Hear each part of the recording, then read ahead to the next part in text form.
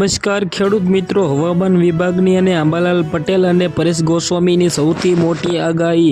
ચોમાસું ધીરે ધીરે નજીક આવી ગયું છે. તારીખ 12થી લઈને 15ના ગાળાની અંદર ગુજરાતની અંદર ચોમાસું પ્રવેશવાની શક્યતા પૂરેપૂરી થઈ ગઈ છે અને ગુજરાતની અંદર ત્યારબાદ ભાઈ ધોધમાર વરસાદ પડવાનો ફૂલ શક્યતા આપી દીધી છે.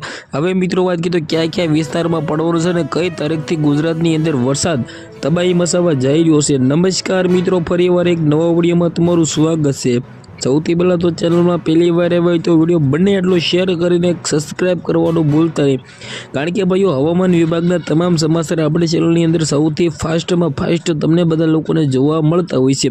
હવે તમને લોકોને ખબર છે કે ગુજરાતની અંદર જી હા મિત્રો વાત કીધું અત્યારે ભાઈ ખૂબ જ ગરમી પડી રહી છે, પરંતુ મિત્રો વાત કીધું તમારા બધા લોકોએ ગભરાવાની જરૂર નથી.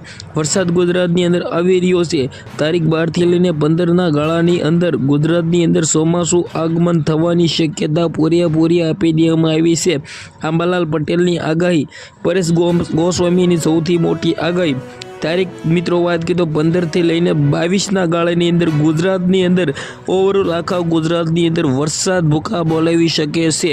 જી હા મિત્રો વાત કરીએ તો ગુજરાતની અંદર તારીખ 15થી લઈને 22ના ગાળાની અંદર ચોમાસા સાથે જી હા મિત્રો વાત કરીએ તો ખેડૂત માટે સૌથી મોટા સમાચાર. ગુજરાતની અંદર તારીખ 15થી લઈને 22ના ગાળાની અંદર વરસાદ તબાહી મચાવી શકે છે. ઓવરઓલ ગુજરાતની વાત કરી દઉં, એની અંદર સૌથી મોટા કયા જિલ્લાની અંદર વરસાદ પડી શકે છે.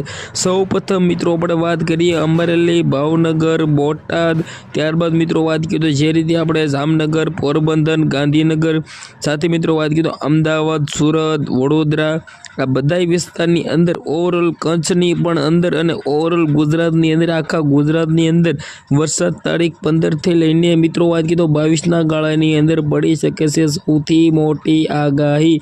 વિડીયોને બંને એટલો શેર કરીને સબસ્ક્રાઈબ કરવાનું ભૂલતા નહીં. ધન્યવાદ.